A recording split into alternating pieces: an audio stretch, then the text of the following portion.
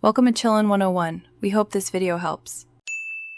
You start by confirming you have the right tools and a certified refrigerant recovery method. This is non-negotiable for legal and safety reasons. Once done, disconnect the negative battery terminal to prevent electrical shorts and raise the car on level stands. Make sure you remove the engine cover and clear room to access the compressor on the passenger side. This saves time later and prevents knuckle hits. Begin by labeling electrical connectors so you know where each plug and line goes when it comes time to reconnect. You now relieve any remaining pressure and remove the serpentine belt to gain full access. Next, unbolt the compressor mounting bolts while supporting the unit with a jack or hand.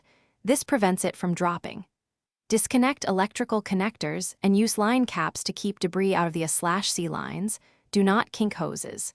Inspect and, if needed, transfer the clutch or pulley to the new compressor. This is important because mismatched components can cause bearing failure once the system is running. You install the new compressor, making sure O-rings are replaced and lightly lubricated with the correct PAG oil. This ensures a proper seal and longevity. Torque the mounting bolts to spec, reconnect electricals and lines, and then evacuate the system with a vacuum pump for 30 to 45 minutes to remove moisture and air. Once vacuum holds, charge the system with the specified R134A amount, run the engine, and monitor pressures and cabin temps. If pressures are wrong or you hear